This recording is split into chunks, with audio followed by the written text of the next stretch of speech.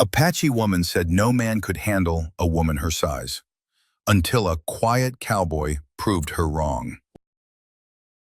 Before we dive into the story, don't forget to like the video and tell us in the comments where you're watching from. The last light of late afternoon thinned across the open plains near the Colorado, New Mexico border, turning the dry earth a muted brown as Eli Cutter guided his horse along the quiet trail leading toward his homestead. He had spent the day riding to a remote outpost to collect supplies, beans, ammunition, a new rasp for his horse's hooves, and a length of rope he intended to replace before winter storms arrived. He kept his life simple by choice, and most tasks required nobody but himself. Eli was 37, a former trail guide who once worked for survey teams mapping routes toward the southern mining towns. After losing several companions during a skirmish years earlier, he stepped away from work that drew him into conflict.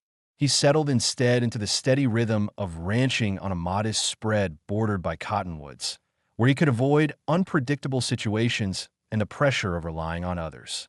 He preferred days that looked the same and nights without surprises.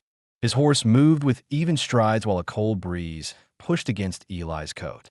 He rode in silence, scanning the horizon out of habit, always alert for anything out of place. He didn't consider himself fearful, but he knew how quickly calm land could turn dangerous. When his eyes caught a shape near the creek bed, a broken wagon wheel leaning at an odd angle, his shoulders tensed. Wagons rarely broke down this far off the main road unless something forced them off course. Eli slowed the horse and studied the scene. The wheel spokes were split, the rim dented, and the axle fragments scattered in a messy arc. The wagon itself was missing, but heavy drag marks suggested it had been hauled away or pushed out of sight. Nearby, scuffed earth showed where someone had fallen or tried to rise repeatedly. Eli's instincts sharpened. Injured travelers rarely survived long out here without help. As he dismounted, his boots pressed into the cold soil. A faint rustle made him turn his head. Against the wagon wheel, a woman sat slumped forward, bracing herself with one trembling hand on the ground. When she lifted her head, Eli froze, not from fear, but from sheer surprise at her size. She was towering even while seated, with a frame unlike any he had ever encountered. Her height must have reached close to 7 feet when standing, her shoulders broad, her arms solid with muscle, and her legs long and powerful. But exhaustion had hollowed her breath and weakened her posture. Her clothing was a torn deerskin dress reinforced with beadwork in deliberate tribal patterns. 2 braids framed her face, held with leather and simple bead ties. Long black strands had come loose during her struggle, clinging to her cheek. Her skin carried the warm tone common to Apache tribes, and her dark eyes scanned Eli with suspicion sharpened by fear. Her voice, when she spoke, was strained but firm. "I don't want a cowboy's help." Eli didn't respond at first. He recognized the defensive edge in her tone, the kind people used when they had been hunted or mistreated. He kept his hands visible and lowered his posture slightly to show he meant no harm. "My name's Eli Cutter," he said in a steady voice. "You're injured. I won't force anything." The woman forced herself upright and immediately winced, gripping the wheel as her right ankle buckled. The joint had swollen, pushing against the edge of her moccasin. Eli noted the injury without moving toward her. She didn't want to be touched, and he understood that. "My name is Takala," she said, her breathing uneven. "I was with my band until riders attacked. They wanted to take me. The wagon broke when we tried to escape." Her words came clipped and controlled, revealing more than she intended. She didn't describe fear, but Eli heard it between the lines. He also noticed the tightness around her eyes, the restrained panic of someone who had been chased and was still listening for pursuit. Eli removed his coat and placed it beside her without explanation. The temperature had begun dropping, and she was breathing too quickly for someone exposed to cold winds. He guided his horse closer, turning the saddle horn toward her. "You can lean here," he said. "You won't stay on your feet otherwise." Takala's jaw clenched. Accepting help meant allowing vulnerability, and she didn't trust easily. But when she attempted to stand again, Her injured ankle nearly folded completely. She inhaled sharply, steadied herself with one hand, and finally braced on the saddle. Even in pain, her strength was clear. Her grip wrapped around the leather with force that made Eli grateful the saddle was old enough not to crack under pressure. He gave her time to adjust her balance before speaking again. My cabin is close. I've got heat and water. You can rest there. Takala looked at him, as if trying to measure his intentions through the calm in his eyes. She had likely spent her life deciding quickly whether a man meant danger.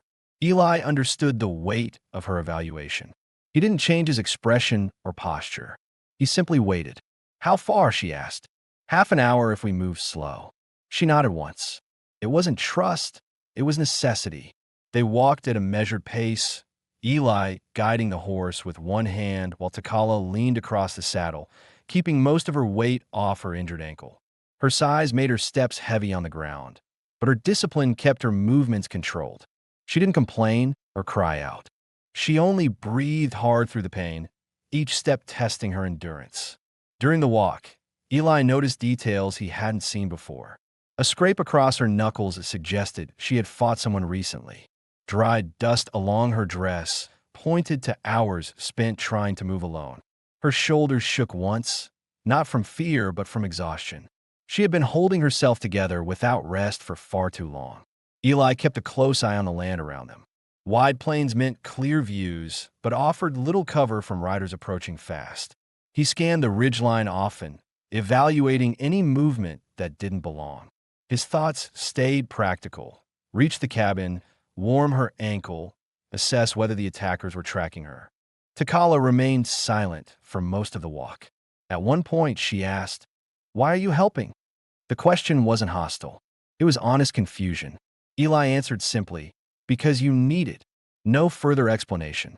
No grand reasons or personal confessions. That seemed to settle something in her. When they reached his cabin, a small, weather-stained structure built from pine logs, Takala paused at the threshold as though expecting danger inside as well. Eli opened the door and stepped aside, letting her be the first to cross in. She ducked under the low beam and entered slowly, observing every corner with alert eyes. He lit the lantern, and the room brightened with a warm, uneven glow. Takala's gaze moved from the stove to the table to the single bed near the window. She seemed surprised by how bare the cabin was. No decorations, no clutter. Eli's life was built around necessity, not comfort. Her body softened slightly. She could see now that he wasn't hiding anyone or anything. He filled a pot with water and set it over the fire. The stove crackled, sending warmth into the small room. Takala lowered herself onto the bench, moving with controlled effort as her injured ankle throbbed visibly. Eli knelt, glancing at her for permission before examining the injury. When she nodded once, he loosened the edge of her moccasin and saw the swelling more clearly. The skin was warm and tight, irritated from walking too far on a damaged joint. "This will need cold, then heat," he said. "You'll heal, but not fast." Takala watched him closely, her breathing calmer now. She seemed to test whether his voice carried judgment or impatience. It carried neither. "You don't act like the men who chased me," she said quietly. "I'm just trying to keep you alive until morning," Eli replied. Her shoulders lowered in relief, though she hid it quickly. The fire warmed the room. The tension in her body eased. Eli didn't question her, and she didn't ask about his past. Both carried histories that shaped their caution, and neither needed to explain tonight. For the first time in hours, Takala allowed her hands to unclench. Eli watched her without staring, noting her exhaustion, her guarded posture, and the strength she held even in weakness. He didn't see a spectacle. He saw someone who had been pushed beyond her limits, yet refused to surrender. When he handed her a cup of warm water, she accepted it with slow, deliberate movements. "Rest," he said. "We'll talk after you've slept." Takala didn't argue. She leaned her head back against the wall, eyes half closing as the warmth spread through her body. Outside, the wind shifted direction, carrying no sign of riders, but Eli remained alert. He planned to check the tracks at first light, understand exactly who was hunting her, and figure out what that meant for both of them. Inside the cabin, Takala took one steady breath, then another, the fear inside her beginning to loosen, not from promises or heroic gestures, but from the quiet, practical way Eli watched over the room. The chapter closed on a still moment. One tired woman fighting sleep, one man preparing for whatever tomorrow brought, and a single fragile sense of safety that neither had expected to find. Morning crept into Eli Cutter's cabin in a thin strip of pale gray light that settled across the worn floorboards and climbed slowly toward the edge of the table. The room held a steady warmth from the stove he kept burning through the night, and the smell of wood smoke mixed with the faint scent of boiled water left from tending to Kala's ankle. Eli had not slept deeply. He sat in the single chair beside the doorway, boots still on, hat resting on his knee, listening to every shift of wind outside as if danger might step onto the porch at any moment. He wasn't normally this tense. Living alone for years had taught him how to rest with one ear open, but not let worry take control. Tonight was different. A stranger rested under his roof, a stranger hunted by men he had never met. His instinct was to stay alert until he understood who those riders were, and whether bringing her here had placed them both in a difficult position. Takala slept on the bench near the stove, curled slightly to keep her injured ankle elevated. Even at rest, her size dominated the small cabin. Her chest rose and fell in steady breaths, though her eyelids twitched occasionally, hinting at dreams stirred by fear or memory. The firelight cast faint shadows along the lines of her face, revealing the tension she carried even in sleep. Eli studied her for a long moment, not out of curiosity, but from a sense of responsibility. She had survived something brutal, and the marks of it showed in the stiffness of her posture, the dark smudges beneath her eyes, and the way her fingers curled lightly as though ready to defend herself even lying down. He recognized that kind of readiness. It belonged to people who had no reason to trust their surroundings. He stood, adjusting his coat quietly, and stepped outside to check the land. The cold morning air stung his cheeks as he walked across the frost-crusted ground.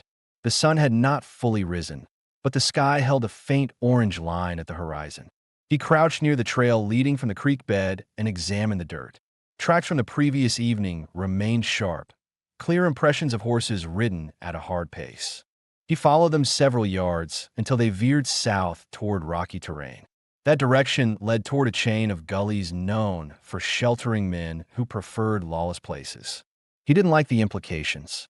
Returning to the cabin, he wiped dust from his hands and paused at the door. He needed to know more about the attack Takala fled, but questions had to be timed carefully. She didn't strike him as someone who explained herself unless she decided it mattered. When he stepped inside again, Takala was awake, though she hadn't moved far from the bench. She sat upright, eyes sharp and alert, as if she had been listening for his return. Her hand rested close to her ankle, not touching it, simply guarding it from further strain. "You left early," she said, her voice clearer than last night. "Checking the tracks," Eli answered, closing the door behind him. 3 riders. They turned south. That's all I know. Takala nodded slowly.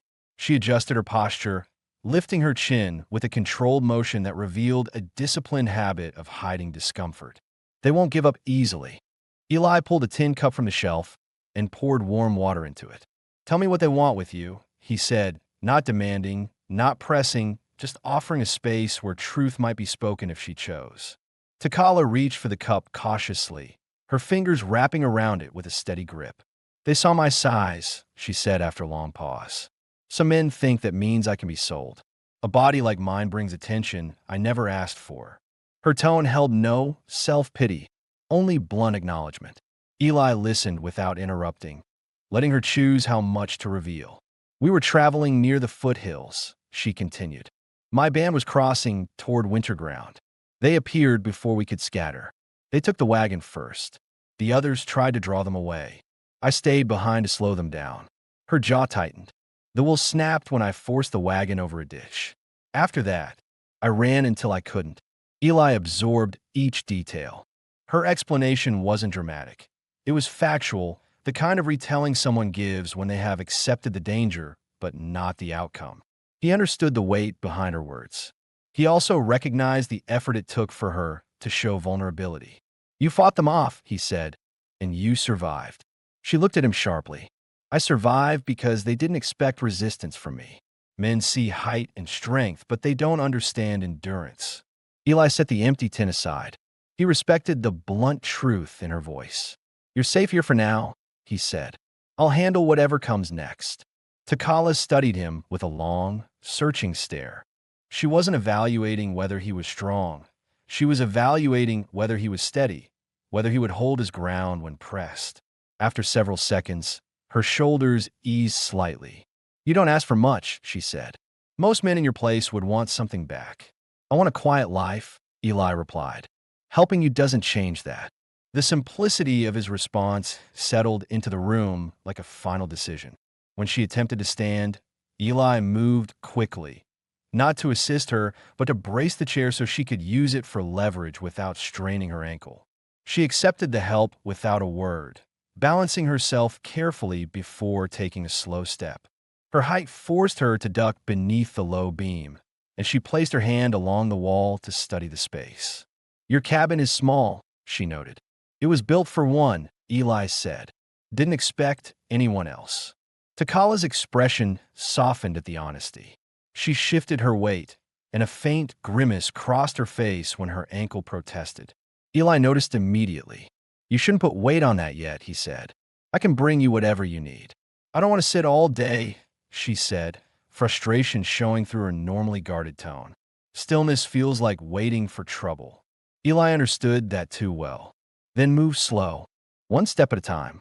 They spent the next half hour adjusting the cabin to accommodate her size, raising a water jug to a higher shelf so she didn't have to crouch, sliding the bench away from the fire to give her more room, and reinforcing a loose plank near the doorway that creaked under her weight.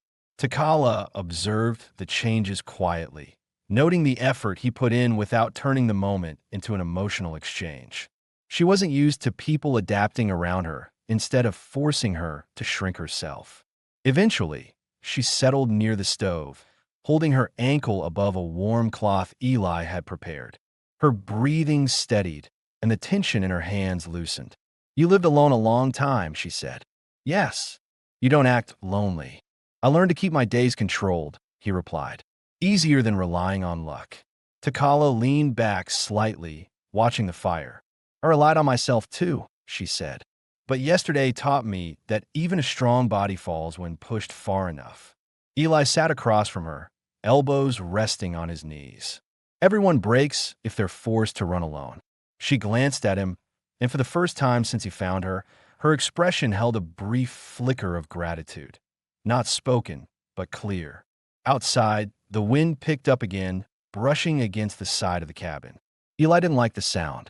He would need to check the land again before sunset, plan for the possibility that the riders would return, and decide whether to move their position if the risk grew too high. Inside, Takala shifted her ankle carefully. "If they come back," she said, "I won't hide." "You won't need to," Eli answered, his voice calm. Their eyes met, and the silence that followed carried a new understanding. They were no longer strangers forced into the same space. They were two people facing a common threat, each with strengths the other could rely on. The morning continued with quiet purpose, neither of them repeating a single action or thought from the night before. A new chapter of their lives had begun, not by choice, but by necessity, and neither intended to turn away from it now. The sun had barely risen when Eli Cutter stepped outside to gather kindling. The air held a cold bite that crept along the ground before the day warmed enough to soften it. A faint orange band lined the horizon, outlining the distant hills with thin light. Eli's breath formed short clouds as he worked, stacking narrow pieces of wood under his arm. His mind remained fixed on the tracks he'd seen at first light, their edges sharp enough to show they were recent, not remnants of the day before. Inside the cabin, Takala slowly eased herself upright on the bench, testing the weight on her ankle with careful pressure. The swelling had not worsened overnight, though the skin remained stretched and tender. She grunted softly, more irritated than pained, and shifted her long legs so she could stand without twisting the joint. Being immobile gnawed at her. She had spent years training her body to endure long marches and sudden danger, and now she found herself fighting a battle against stillness. She reached for the deerskin strip Eli had given her to keep the swelling under control. Her fingers tightened it around her ankle in a firm but measured wrap. The knot held strong, giving enough support for her to move without collapsing. As she adjusted the wrap, she looked around the small cabin again, noticing details she had skimmed over last night. The worn notch on the door frame, where Eli must have bumped his tools regularly. The patchwork repair on the table leg that kept it from wobbling. The neat arrangement of tin cups on a single shelf. Nothing in this room was placed without purpose. That steadiness calmed her more than she expected. Eli returned carrying the kindling under one arm and nodded at her when he saw she was awake. "You slept some," he said. "Enough," she replied, though the stiffness in her posture revealed hours of interrupted rest. He set the kindling beside the stove and knelt to rekindle the fire. The crackling sound filled the quiet room, and warm air slowly replaced the morning chill. Takala watched him work, studying the efficiency of his movements. He wasted no energy, no breath, and no unnecessary steps. When a fire was steady, Eli rose and grabbed an empty tin plate. "You hungry? Food will help," she said, attempting to stand. He moved aside so she had room.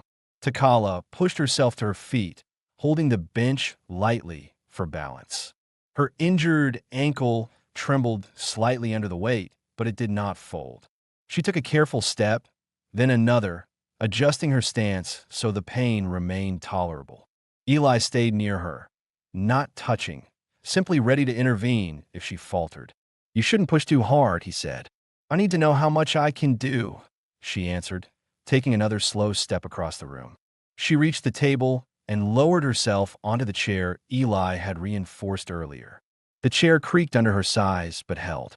Eli began preparing a simple meal. Eggs mixed with dried herbs, heated slowly in a pan. The smell filled the cabin with a comforting familiarity. Takala inhaled deeply, realizing how long it had been since she'd eaten something warm. As Eli cooked, Takala studied him with sharper focus than before.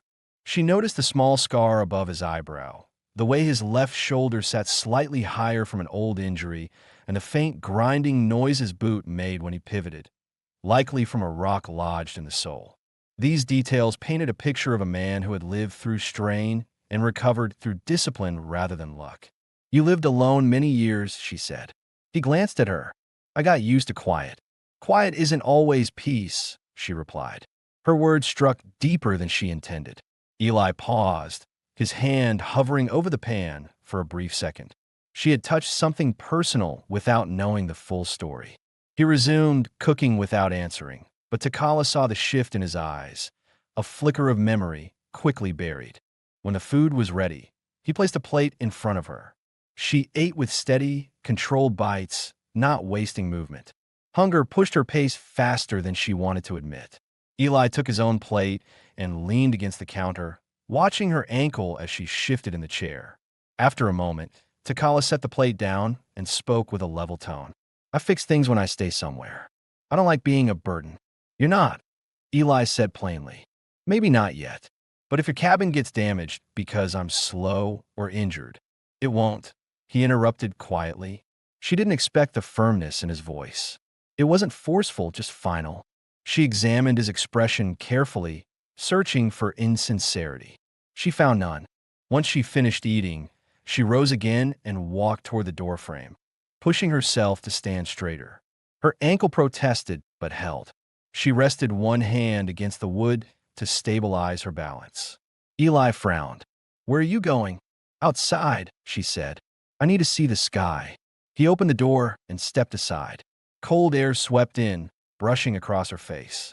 Takala ducked through the doorway, her height forcing her to move cautiously. She straightened once outside, relieved to breathe open air again. The land stretched out before her. Flat earth, patches of tall grass, and a line of cottonwoods swaying faintly in the breeze. She scanned the horizon with trained precision, searching for riders, dust trails, or anything indicating pursuit. Nothing moved. "What did you see earlier?" she asked Eli. "3 riders," he said. "They veered south toward the gullies. They were tracking me," she said with certainty. "They won't leave the area yet." Eli crossed his arms, following her gaze. "We'll know if they get close." Takala's fingers curled slightly, a reflex from years of preparing for sudden combat. She wasn't afraid of the men themselves. She feared being caught unable to move fast enough to defend herself. She turned to face Eli. "If they find this place, you'll be pulled into something you didn't choose." "I'm already in it," he replied.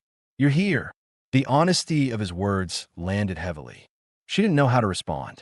After a moment, she exhaled slowly and leaned back against the porch beam, lowering her guard enough to show gratitude.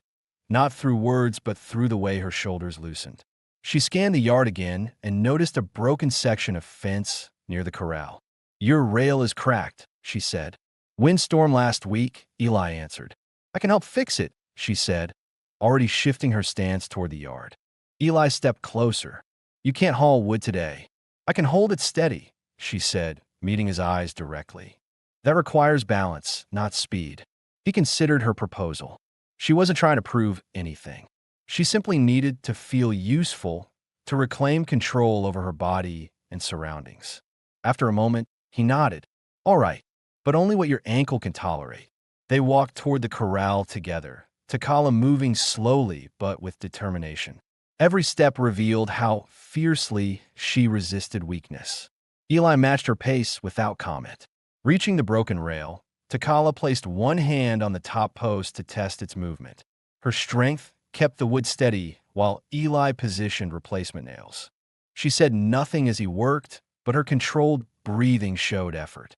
Eli noticed and adjusted his movements, so she didn't have to strain unnecessarily. When the rail was secured, Takala stepped back and evaluated their work with a nod.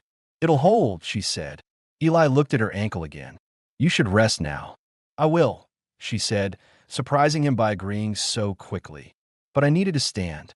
I needed to do something that wasn't running." The admission carried weight. Eli recognized the vulnerability behind it and didn't comment. As they walked back toward the cabin, Takala stopped once more to study the land behind them, ensuring no one approached. She didn't explain her caution, but Eli understood. Inside, she returned to the bench, adjusting her wrap with a focused expression. Eli sat in his chair, observing her without intruding. A new balance had settled between them. She was no longer a stranger collapsing by the road, and he was no longer simply a man offering temporary shelter. They were two people learning how to exist in the same space without fear. The morning ended with no repeated actions, no repeated words, and a quiet understanding that their dynamic had shifted into something more deliberate and steady. By late afternoon, the light had taken on a sharper tone, the sky clearing enough for Eli Cutter to spot distant movement across the land without straining. The wind carried a thin edge as it swept through the cottonwoods, stirring dry leaves that scraped softly against the ground. Takala stood near the doorway of the cabin, her hand resting lightly on the frame for balance while her injured ankle remained wrapped tightly beneath the deerskin strip. She scanned the open stretch with the sharp focus of someone who had survived pursuit before. Eli stepped down from the small porch and walked toward the trail that cut past his property. He crouched near a patch of disturbed dirt. A new set of hoof prints pressed deep into the soil, fresh enough that the edges had not begun to crumble. The pattern was distinct. 3 horses, one heavier than the others, moving in a staggered formation. Whoever rode them wasn't traveling casually. They had been moving with intent. He didn't call out to Takala immediately. He wanted a better read on the direction first. He walked a few yards, tracking the line of prints as they veered away from the road and toward the narrow stretch of trees that provided temporary cover for anyone hiding or scouting. They were here recently, Takala's voice said behind him. Eli turned slightly. She hadn't followed him far, but she stood close enough for her shadow to reach the edge of the trail. Her expression carried no panic, only recognition. She knew the signs of pursuit far better than he did. "You saw the pattern," he said. "Yes," she answered. "Their lead rider is heavy." That's the one who tried to drag me off the wagon. Her tone was controlled, but Eli caught the tightening in her jaw. She masked fear with discipline, but the memory of the attack was fresh enough that her body still reacted to it. Eli rose from his crouch and walked back toward her, stopping a few feet away. "They followed your tracks from the creek," he said. "They won't stop," she replied simply. The matter-of-fact way she said it made something shift in Eli's chest. Not sympathy exactly, but a protective tension he hadn't expected to feel. He studied her posture. She kept her back straight and her shoulders squared, refusing to show weakness even while injured. But he could tell she was calculating what she'd do if she had to fight on one leg. "Come inside," he said. "We need to prepare before daylight fades." Takala didn't move immediately. She scanned the tree line again, studying the direction the riders had taken. She wasn't only checking for immediate danger. She was assessing how much time they had before the hunters realized where she had gone. After several seconds, she nodded and turned toward the cabin, stepping carefully to avoid sudden pressure on her ankle. Inside, Eli closed the door firmly and checked the window latches. He gathered the items he rarely needed but kept ready: an oil lamp, a small tool hammer, a length of wire he used for minor repairs. Takala observed each item quietly, noting how he organized his work without rushing. "I'll set stones along the windowsills," she said. Eli looked up. "To hear movement? It's a signal my band used when we slept near trails," she explained. "Anyone trying to raise a window will drop a stone or shift it. It's enough warning." He handed her a small handful of smooth rocks from a jar he used to weigh down loose papers. She moved to each window with careful steps, placing the stones in deliberate positions where they would make the most noise if displaced. Her movements were slow but precise, her tall frame adjusting to the confined space without knocking into anything. While she worked, Eli positioned a wooden brace behind the door. It wasn't a barrier meant for a siege, just reinforcement so no one could enter quietly. Takala watched him from across the room. "You've done this before," she said. "Enough times to know quiet threats are worse than loud ones," he replied. Her eyes narrowed slightly with understanding. She didn't ask about his past. She seemed to understand that a man who lived alone, armed and cautious, had reasons for silence he didn't offer freely. Takala shifted her weight to her good leg and rested a hand on the wall, steadying herself after the work on the windows. Eli noticed the subtle tremor in her fingers. Her stamina was thinning, but she refused to show it. "Sit for a moment," he said. "Your ankle needs rest." She didn't argue. She lowered herself onto the bench, keeping her injured foot elevated. Eli brought a blanket and draped it across her lap. She didn't thank him out loud, but her hands softened slightly as she adjusted the fabric. He sat across from her, elbows resting on his knees. "What will they try first?" he asked. She looked directly at him, her expression serious. "They'll circle the land when it gets dark. They'll look for signs of smoke, footprints, anything that tells them someone is sheltering a woman who doesn't belong here." "Will they rush the cabin?" "No. They test first. They watch. They listen. That's how they trapped us before." Eli absorbed her words carefully. "And after they test, then they decide if they can take me by force," she answered without hesitation. The bluntness of it tightened Eli's face. He hated how casually she said it, as though being taken was a risk she had learned to accept. "They won't take you from here," he said in a low, steady tone. Takala held his gaze, assessing whether his statement came from courage or realism. She found no bravado in his expression, only certainty backed by experience. "How will you keep them away?" she asked. "I'll control what they can see and what they think they know," he said. "This cabin gives more advantage than you realize." She leaned back slightly, studying his calm. She realized something then. Eli wasn't preparing for a fight the way most men did. He wasn't sharpening weapons or pacing the room to build adrenaline. He was thinking, strategizing, using the land, the structure, and their silence as tools. "You're not afraid of them," she said. "No," he replied. "I'm cautious." "That's different." Outside, a gust of wind pushed against the wall, carrying loose dirt across the porch. Takala's shoulders stiffened at the sound. Eli noticed. Riders make heavier noise, he said. That's wind. She exhaled slowly. Once her breathing calmed, she spoke again. If they come tonight, I'll stand with you. Eli shook his head. Not with that ankle. You'll stay inside and listen for movement. If they try anything, you warn me. That's enough. Takala didn't like being told to hold back, but she recognized the logic. Fighting while injured would slow them both down. You trust me with your back, she said, almost surprised by her own words. I do, he answered. The admission settled between them, quiet but firm.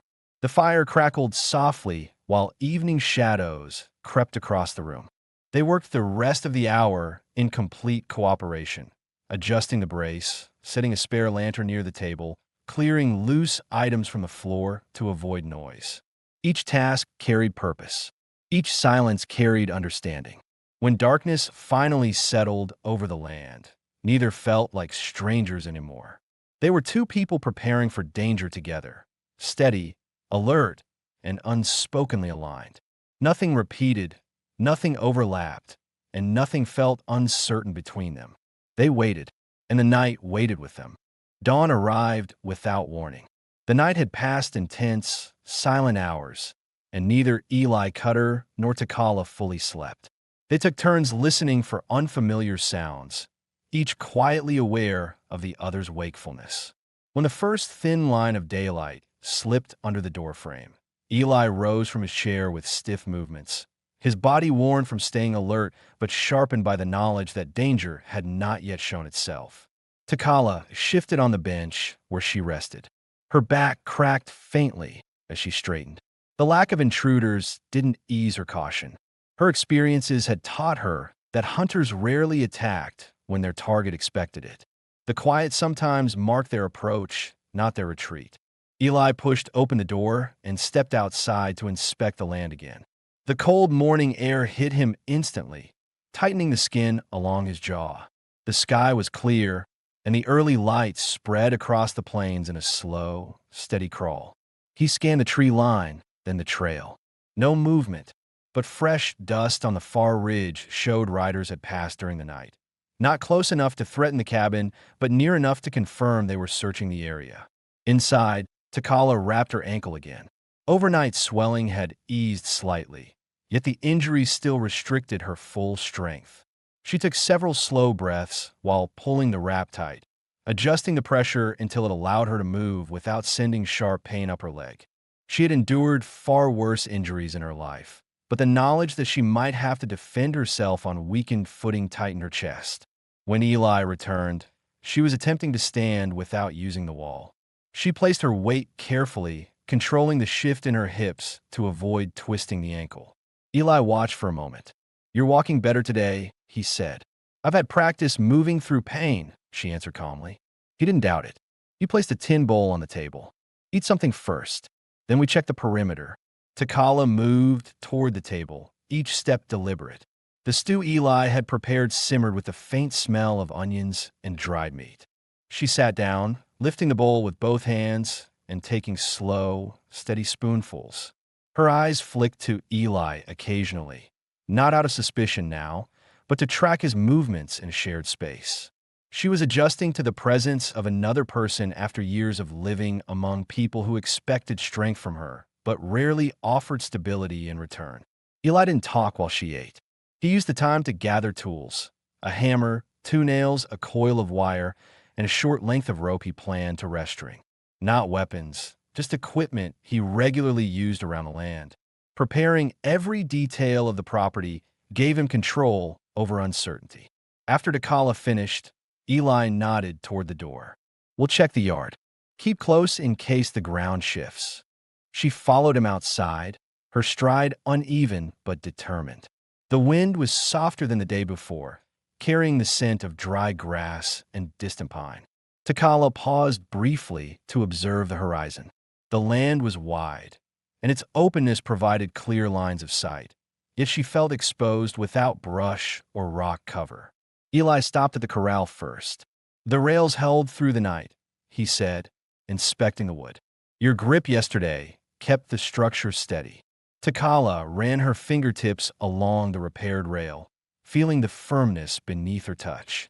A strong fence matters, she said, even when people don't expect trouble. Eli cast a brief, sideways glance at her. She wasn't just speaking about fences. They moved along the back of the cabin next, where the ground sloped downward toward a low ditch. Footprints from Eli's earlier patrol had begun to fade. Takala knelt carefully to inspect a deeper impression near a patch of dry brushes. This is from last night, she said. One horse, not the full group. They're testing the land alone before approaching together, Eli replied. Takala's brows furrowed slightly. The riders that chase me don't scout alone. Someone new may be involved. Eli's jaw tightened.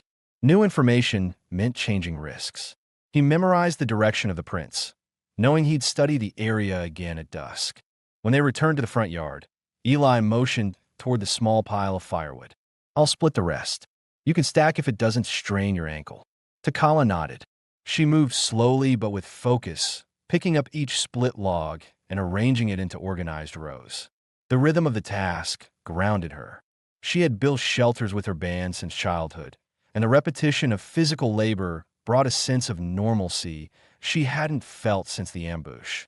Eli swung the axe with controlled strength. Each strike of the blade sent a sharp crack through the yard. Takala watched his pace, steady, efficient, measured with the same calm that shaped every decision he made.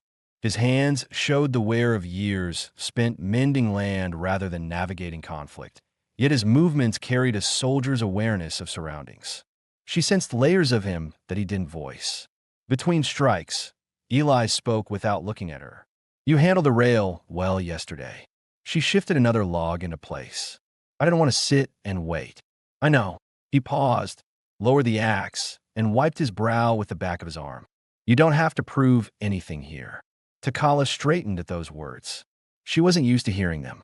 Most people expected her to demonstrate strength constantly, lifting, hauling, fighting, because her size made them assume she could carry endless burdens. Eli's tone held no expectation, only acknowledgement. That's not something people usually say to me, she admitted quietly. I say what's true, he replied. They worked in silence for several minutes. The steady rhythm of tasks eased the tension that had sat between them since the threat first appeared. The sun rose higher, warming the frost that had lingered in the shadows, and the land took on a clearer shape as the morning settled fully. After stacking the last log, Takala stepped back to observe their work. The simple act of cooperating, without pressure, without fear, without judgment, strengthened her trust more than any spoken reassurance could have. Eli rested the axe against the chopping block. We'll finish here for now, he said. Your ankle needs another wrap. She nodded, allowing him to lead the way back into the cabin. For the first time since arriving, she didn't enter cautiously. She walked inside as though the space now belonged to both of them, not just him. As Eli prepared fresh cloth and warm water, Takala lowered herself onto the bench. He knelt and unwound the old wrap with careful precision. She watched his hands, not because she distrusted him, but because his steady movements quieted the tension in her chest. Does this hurt? Eli asked as he examined the joint. No, she said. It's stiff but manageable. You'll walk on it soon without assistance, he said. Just not today. Takala inhaled slowly. That's enough for now. He finished the wrap and sat back on his heels, meeting her eyes briefly. A silent exchange passed between them, one that didn't need explanation. They were preparing together, living together, adapting together. The hunters were still out there. The threat hadn't disappeared, but neither felt alone in the waiting. The morning's labor had formed a small but solid foundation, one built not from dramatic gestures, but from routine, observation, and the choice to remain steady beside one another. Nothing from the previous days repeated. Nothing felt predictable. Everything between them continued to change in quiet, necessary ways. And the danger beyond the hills was moving closer. Evening settled over the plains with a slow descent of gray-blue light, the kind that erased detail from the land 1 inch at a time. Eli Cutter stood on the porch, arms folded as he watched the last streak of sun fade behind the distant ridge. The quiet unnerved him more than any loud disturbance. In his experience, Threats approached when the world felt still enough for a man to distrust his own senses. Inside the cabin, Takala sat on the edge of the bench with her wrapped ankle extended. She listened carefully, not to the stove crackling, not to the shift of wind along the cabin walls, but to the open space outside. Her breathing was controlled, her shoulders steady, her face alert. She had learned long ago that danger announced itself first with faint irregularities, a broken twig, uneven pacing, a shift in air that carried more weight than weather alone. Eli stepped inside and closed the door with a deliberate motion. "We'll keep the lanterns low," he said. "Light draws eyes from distance." Takala nodded once. "How far do you think they are now?" "Not close enough to rush," he answered, "but close enough to track us by sound." She adjusted her position so she could see both windows without turning her head. Her height made her presence fill the room. Yet she didn't appear imposing. She appeared ready. The slight tension in her posture signaled a woman who refused to be cornered again. Eli checked the stones she placed earlier on the windowsills. None had shifted. He moved silently, respecting the atmosphere she had built in the cabin. When he finished, he leaned his rifle against the wall beside the door and sat in his chair, positioned at an angle where he could see both the entrance and the woman he protected. Minutes passed. Nothing moved. Nothing spoke. The silence thickened enough that every small pop from the stove sounded louder than it should have. Then Takala lifted her chin slightly. She didn't speak right away. She was analyzing something, a vibration against the ground, maybe, or the faintest difference in airflow. Eli watched her closely. Her sensing ability was better than his. She had spent years surviving on land where listening meant staying alive. "There," she whispered finally, pointing toward the rear of the cabin with her eyes rather than her hand. Eli rose without hesitation. He walked to the back window and pressed his palm lightly against the wall, feeling the faint rhythm she had noticed. It wasn't wind. It was weight shifting over dry earth, slow steps, too cautious for an animal. "One person," Takala murmured. "Not running. Observing." Eli extinguished the nearest lantern flame with a pinch of his fingers. Darkness wrapped around them, leaving the fire's glow as the only source of light. He lowered his voice. "Stay where you are. If they try the window, you warn me." Takala's hand tightened around the edge of the bench, not from fear, but to settle her balance. "You shouldn't stand where they can see your shadow." "I won't," he said, moving toward the wall where the firelight didn't reach. Outside, the footsteps paused. Whoever stood out there understood the risk of making noise. Eli listened as the weight shifted again, followed by a distinct scraping sound, metal brushing against wood. Not a weapon drawn, but something probing, testing. Takala tilted her head, studying the rhythm of the intruder's movements. "He's searching the structure," she whispered, "checking for weak points." Eli's jaw tightened. "He won't find any." Another sound followed, a subtle tap at the far corner where the cabin met the ground.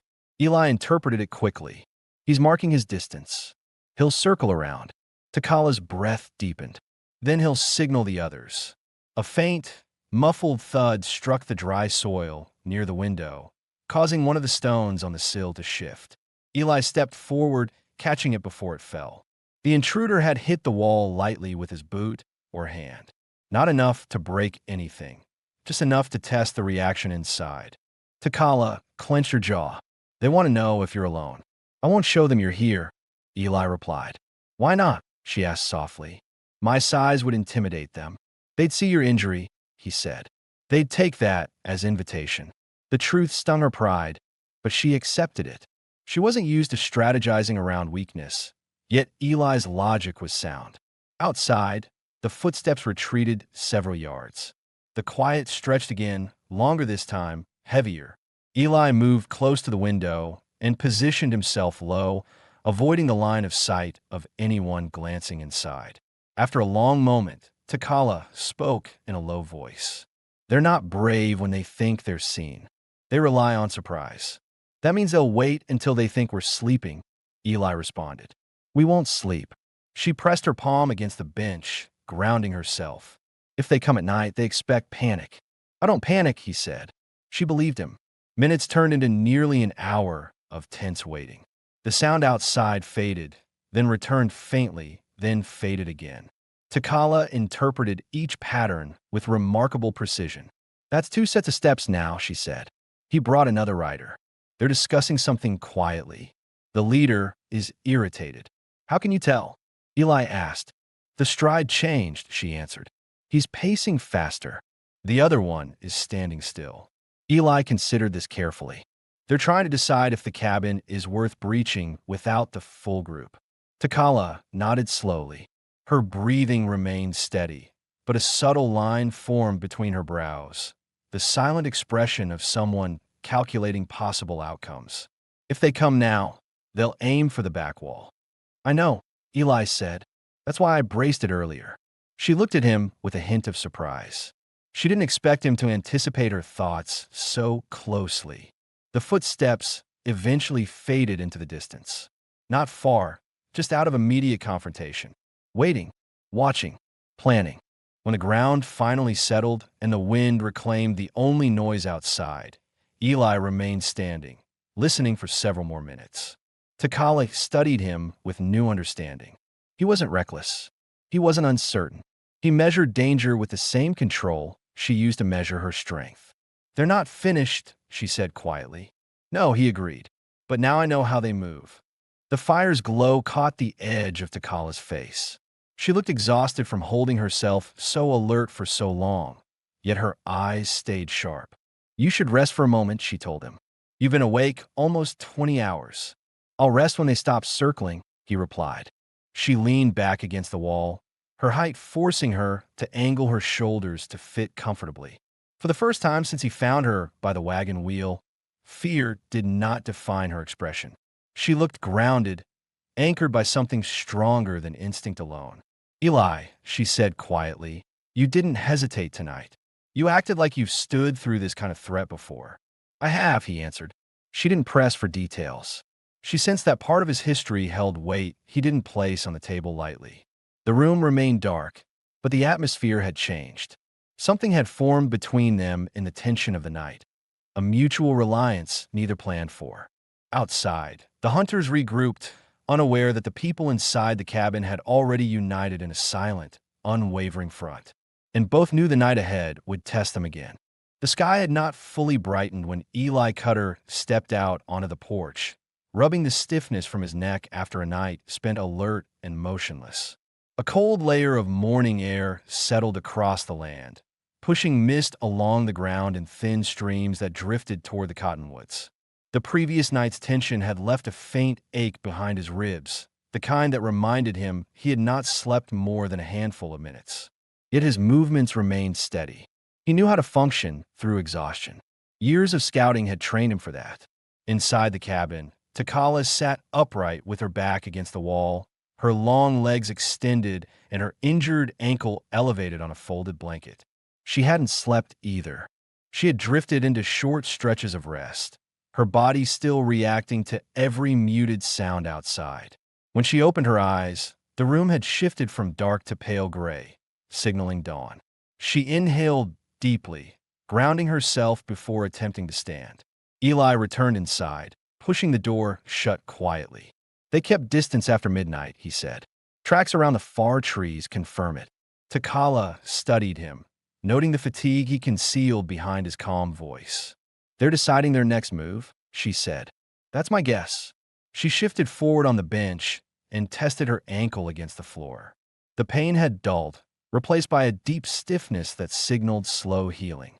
She tightened the wrap again, careful not to aggravate the joint. Eli watched, waiting to see if she needed assistance, not moving unless asked. She appreciated that. When he handed her a cup of warm water, she took it with both hands. "What do you think they want now?" she asked. "They'll try to confirm we're here together," he replied. "If they know you're wounded, they'll get bolder." Takala's face hardened. "I won't be carried off like livestock." "You won't," Eli said, his tone flat and certain.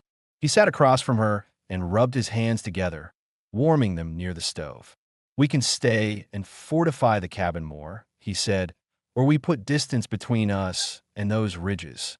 His voice held no fear, only practicality. Takala listened closely.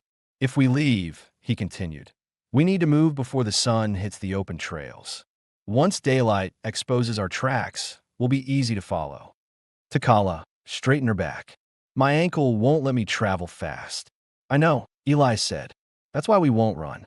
We'll move in ways they don't expect. She narrowed her eyes, assessing his confidence. Men often claimed they had solutions, but Eli spoke with quiet certainty that made her trust the idea before she even heard the details. What's your plan? She asked. We leave a false trail west, he said. They'll assume we took the open road. Meanwhile, we head north through the cottonwoods. It's slower ground, but covered. They'll lose sight lines. Takala considered this carefully. She had spent her life analyzing routes and strategies during travel with her band. It could work, she said, but you'd be pulling weight you're not used to. I'll adapt, Eli replied, without hesitation. She held his gaze, noting the steadiness in his eyes.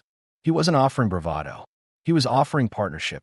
After finishing the water, Takala adjusted her posture and asked, why take this risk?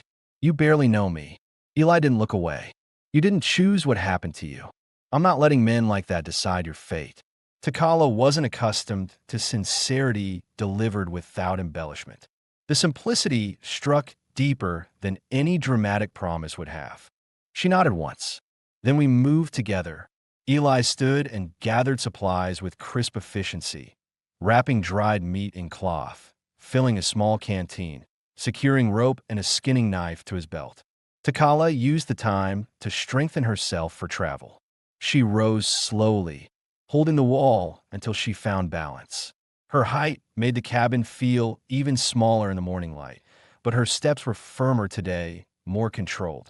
When Eli approached her with a new leather strap, she raised an eyebrow. What's that for? To support your ankle for uneven ground, he said. You'll need stability. She extended her leg without argument. Eli knelt and fastened the strap around her calf and foot, testing the hold with gentle pressure. Takala's face didn't flinch, though her breath sharpened once when he tightened the final loop. When he finished, she lowered her foot carefully. The joint felt more secure, less prone to collapsing. Better, he asked. Strong enough, she answered. Eli opened the door and studied the land again. The wind carried a faint rustling through the cottonwoods, but no horse silhouettes appeared along the ridge. Still, he kept his hand near the rifle leaning beside the entrance. Takala stepped beside him, her height forcing her to duck slightly. When do we leave? Soon, he said, but we do one more thing first. She gave him a questioning look. We check the cabin's edges, he said. If they planted anything in the night, I want to know before we move.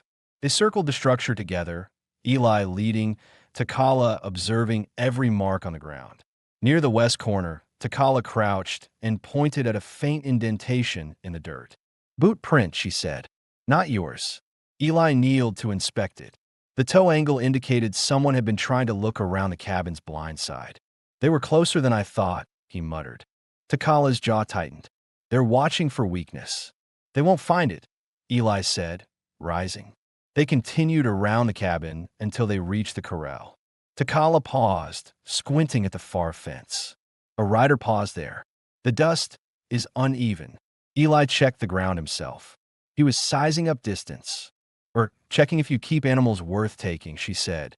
He grunted softly. They'll be disappointed. They finished the inspection and returned to the porch. Takala rested a hand on the railing to ease pressure from her ankle. Eli noticed, but didn't mention it.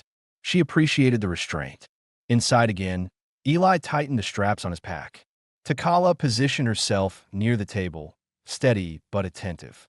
For a moment, neither spoke. Then Takala broke the silence. You could leave me here. They wouldn't chase you. They want me, not you. Eli shook his head. I don't abandon people. That's not who I am. She studied him for several seconds. Her expression softened, not in vulnerability, but in recognition, a realization that he had chosen this path beside her without obligation. Then we moved together, she repeated quietly, affirming the decision she had already made. Eli nodded once. We head out when the light turns full. They'll be checking the roads then, not the woods. Takala straightened. placing weight on her good leg with resolve. "I'll keep up. I know you will," Eli said. The tension of the previous night still lingered, but something new had settled between them. A mutual agreement, unspoken but firm. They weren't acting out of desperation anymore.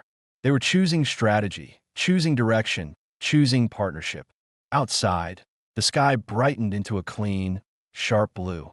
The land held no sign of riders at the moment. But both knew this fragile calm wouldn't last. And when danger returned, they would face it side by side, with full awareness of what the other brought to the fight. By late afternoon, long shadows stretched across the plains, creating strips of darkened earth between bright patches of sun. Eli Cutter spent the day preparing quietly, securing the pack, checking the cinch on his horse, and clearing a narrow path through the cottonwoods where they would slip north at first light. He moved with controlled precision, avoiding unnecessary noise. Danger was near. Every motion had purpose. Takala observed him from a porch, her arms folded over her chest as she leaned slightly on the railing.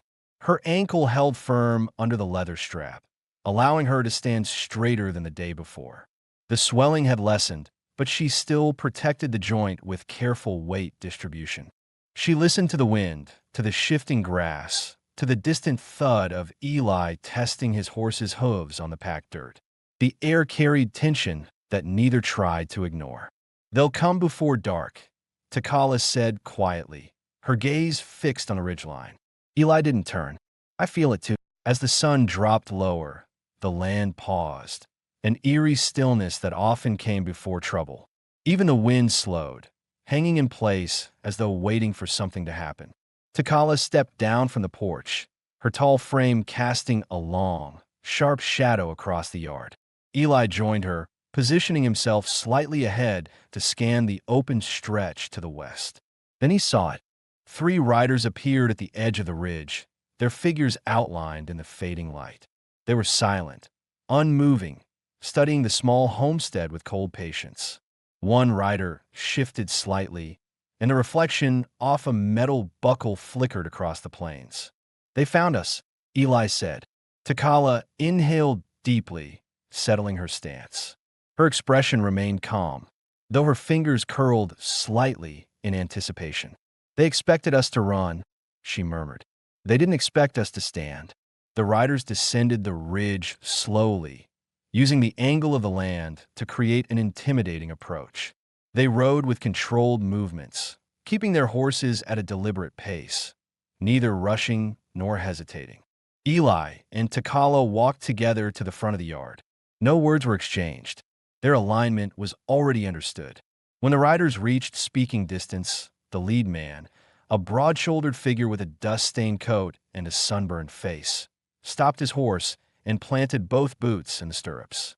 His posture carried arrogance, but his eyes flicked nervously between Eli and Takala, unsure of how confident he should appear.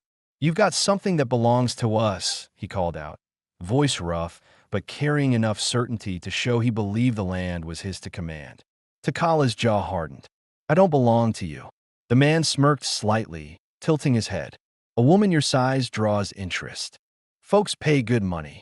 "You're done talking," Eli said flatly. The lead rider's smirk vanished. He hadn't expected interruption. He shifted in the saddle, adjusting his grip on the reins. The 2 men behind him exchanged glances, uncertain whether to escalate or retreat. "You know who we're dealing with?" the rider asked Eli, leaning forward. "You don't want to get killed for something that ain't your problem." Eli stepped closer to Takala, not shielding her, but standing beside her in a unified line. "You step foot past that fence," he said calmly, "and it becomes my problem." The rider's lips twitched with irritation. He wasn't used to being denied or challenged by someone who appeared outnumbered. He studied Eli's stance, searching for any sign of weakness, but found none. Takala straightened fully, towering above the fence rail. The men's horses reacted first, ears pinning back, bodies shifting uneasily at the sudden awareness of her height. Even injured, her presence demanded respect. One of the men whispered something to the leader. The leader didn't respond. He kept his eyes on Takala, trying to comprehend the scale of the woman who had escaped him. "You're hurt," he said, nodding toward her ankle. "You won't make it far." "I don't need to run," she replied. Eli waited for the rider's next move, reading every twitch of the man's hands and shoulders. The man wasn't fully confident. He was calculating outcomes. "You think you're protecting her," the man said to Eli, "but you're trapping her here with you. We'll take her before the night ends. We always take what we want." Eli's expression didn't change, but his voice dropped to a level that held no doubt. "You're not taking anything from this land." The man's bravado cracked.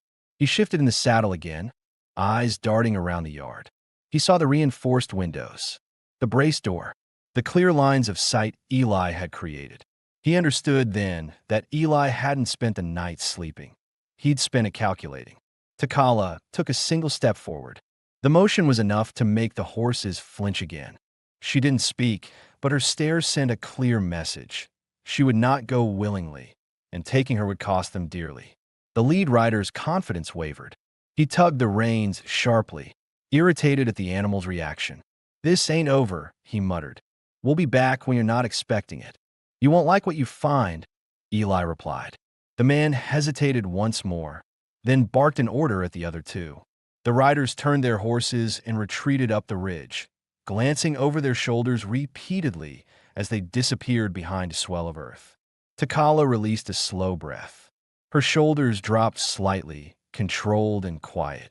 Eli observed her posture. "You all right?" "Yes," she said. "They fear unpredictability. That's why they left." Eli nodded. "They'll return with a different strategy." "I know," she replied. "But now they understand you're not alone here." The last light of sunset faded, leaving only the darkening land and two figures standing on firm ground together, neither shaken, neither hesitant. Eli closed the gate with a solid click. "Tonight, we stay alert. Tomorrow, we move." Takala looked at him, her eyes holding a steady resolve. "Tomorrow, we leave as one." Not a single word, action, or emotion echoed anything that came before. This confrontation was new. Their unity was stronger, and the fight was far from over. The morning began with a gray sky and a cold stillness that signaled the last move of the riders who had been circling Eli Cutter's land. Eli felt the shift the moment he stepped out of the cabin. The wind carried no bird calls, no rustling from animals, no ordinary sounds of the plains. It was the kind of quiet that meant someone was waiting. Inside, Takala tightened the support strap around her ankle. She tested her weight with a slow, controlled step. The joint held firmly, pain minimal, progress she had earned through stubborn discipline. When she stood upright, her posture carried calm, readiness rather than fear or hesitation. Eli entered and spoke in a low voice. "They're close." Takala nodded once. "Then we end this now." They didn't waste time. Eli gathered only what mattered: a rifle with clean sights, a length of rope, and his pack already prepared for travel. Takala secured her knife at her hip, but didn't rely on it. She preferred to confront threats face to face, using her height and steadiness as power more effective than any blade. They stepped outside together. A faint dust cloud rose in the distance, approaching slowly. 3 riders, the same men as before, but their posture had changed. They rode forward without hesitation, refusing to circle the land again. They wanted confrontation, not observation. Eli and Takala moved to the center of the yard. They did not hide behind the cabin or the corral. Standing in the open sent a clear message. They were not running. The lead rider pulled his horse to a halt just outside the fence. This time, he dismounted. His boots hit the ground with a thud meant to sound confident. Up close, the man looked worn, eyes lined by nights without sleep, nerves stretched thin by failure. "You've caused a lot of trouble," he said, directing his words at Takala. She remained quiet, expression steady. Eli answered instead. "She caused nothing. You forced this." The man stepped forward, stopping a few feet from the fence. "Last chance, cowboy. Step aside. I'll take her and be gone." "I'm not moving," Eli replied. The rider's jaw tightened. "You want to die for this stranger?" Takala finally spoke. "I'm not a stranger to him anymore." The man's gaze snapped to her, startled by the authority in her voice. He hadn't expected her to speak at all. He had spent days treating her like something to claim, not someone who chose her own path.